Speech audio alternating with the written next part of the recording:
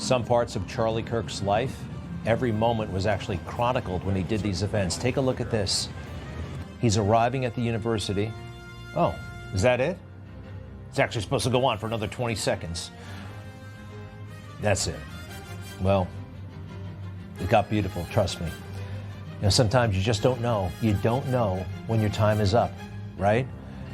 But he lived so full until the very end. He was excited about that event. Excited, you could hear it. He said it. Look at that, look at that. He could still be in awe of a big crowd waiting for him. His life cut down, we believe, by this individual right here.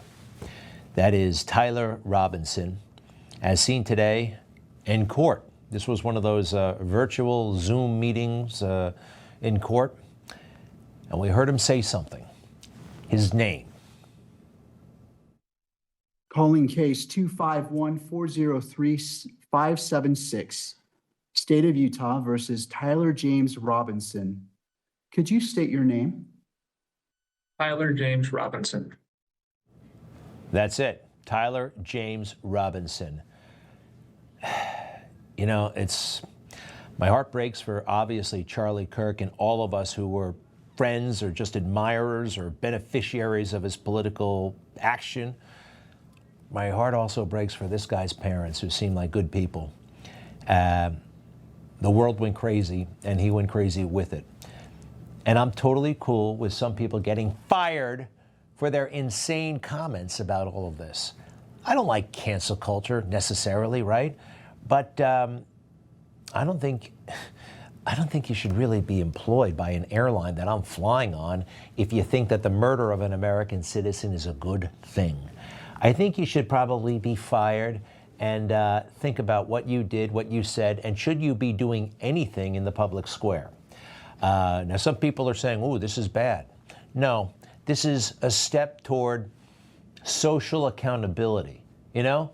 I mean, we've gotten a little bit too loose in America. I like it. They don't. The fallout from Charlie Kirk's killing has spread to the workplace. People are getting fired for comments that seem to celebrate or glorify the assassination of the MAGA activists. He urged people who are listening to notify their employers if they see posts appearing to mock Kirk or celebrate his death. And we've already seen firings. But now you see Republicans firing people because of what they tweet. You're calling people's jobs because if Charlie Kirk is this free speech martyr, this seems to be the antithesis thereof.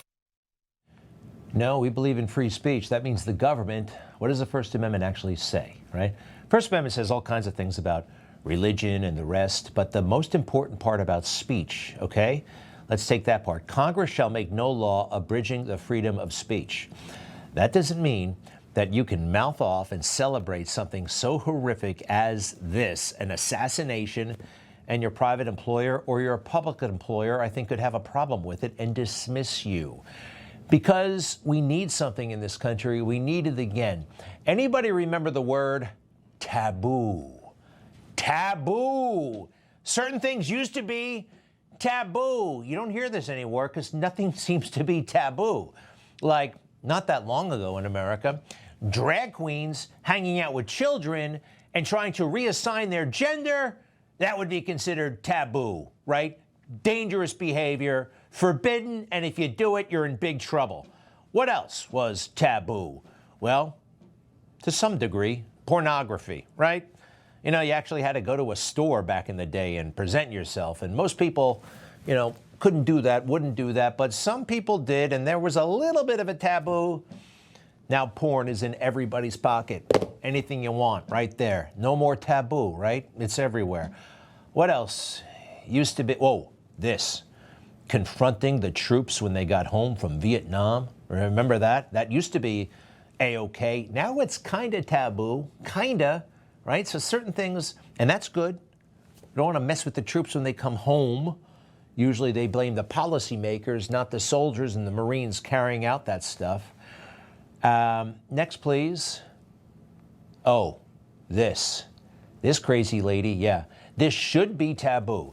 She's celebrating the death of, well, she's celebrating the the assassination attempt. At this point, I think she was just, well, let's listen to her. What the hell was she saying anyway?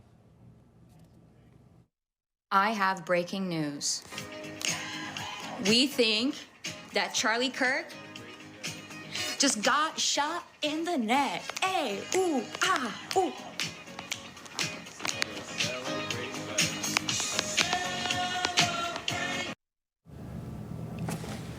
Kind of disgusting, right? But society, our culture has given a hell of a lot of latitude. No more rules seem to apply to just about anything. And this is a moment also, right? A lot of things are being noticed and discovered, and maybe re-embracing the rules of society, Judeo-Christian values. Anybody know who Kristen Chenoweth is, right? There she is with a little poodle on stage. Very talented actress. I'm told she's a very good singer. So she had some thoughts on Charlie Kirk, and I thought these were totally appropriate thoughts. Shall we show you? She writes on her Instagram, "I'm so upset. Didn't always agree, but appreciated some perspectives. What a heartbreak. His young family. I know where he is now, heaven, but still," and that's a little broken heart right there. What do her fans do? They revolt. Just unfollowed you. I can't believe you would support such hate. Truly sad. Was a huge fan. Let's see here. So what views did you share with Kirk? The homophobia, the racism, the xenophobia, the Zionism? Tell us, Kirk, because we want... just tell us, Kristen, because we want to know. Saying Kirk is in heaven is wild. Unfollowed. And it goes on like this. In the New York Times, Charlie Kirk was not a good man. The Times, which we used to defend on, like they had standards, actually explored this. Like, did Kristen Chenoweth do the right thing? Perhaps she should have been more respectful of her fans in this sensitive moment. This is a time to get our act together, to be more bold. It's also a time to figure out how we got here. And again, this dude has his fingerprints all over it. With respect to gay marriage, I do not support gay marriage, but I support a very strong version of civil unions where I think the state has to recognize the same rights and responsibilities for gay people, same-sex couples, as they do for anybody else. Very interesting.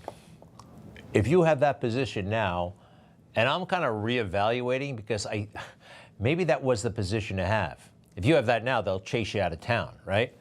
But maybe Obama was right for that one brief shining moment. Huh? Maybe he was, because the whole world went nuts when gay marriage was achieved. This is not homophobic, nothing of the sort. But we had a time where, well, there was lesbian, gay, bisexual. They called it LGB, right? LGB, different from LGBTQ, IA+, negative sign, LGB. They used to say it that way a long time ago. We were the go-to LGB authority. The Commission has also found that discrimination against lesbian, gay, and bisexual individuals. LGB students are 2 times more likely to be bullied than heterosexual students. Oh, everybody gets bullied. What the, just LGB though, LGB. So what happened? LGB became LGB, how does it go again? TQ, right? Okay, now why is that? Once, folks, they achieved gay marriage, they had to have, and I'm talking about the Human Rights Campaign, those who are really pushing gay marriage, they won. They got everything that heterosexuals have, even the negatives. You can join the military. There was this prominent lesbian, I forget her name, Fran somebody, she used to joke that being gay, the cool things are you don't join the military and you don't have to get married. Ha, ha, ha. It was like a gay joke, and people kind of, and now you can do everything, right? Now you can do everything. So what do they call for? You have to find a new minority to worry about. The T and the Q, whatever the hell that is, queer, questioning, whatever, because you got to raise money, you got to have a grievance.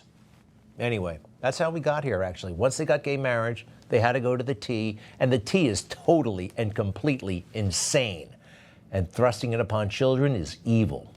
Anyway, back to the prosecution of the killer of Charlie Kirk, the state's attorney in Utah.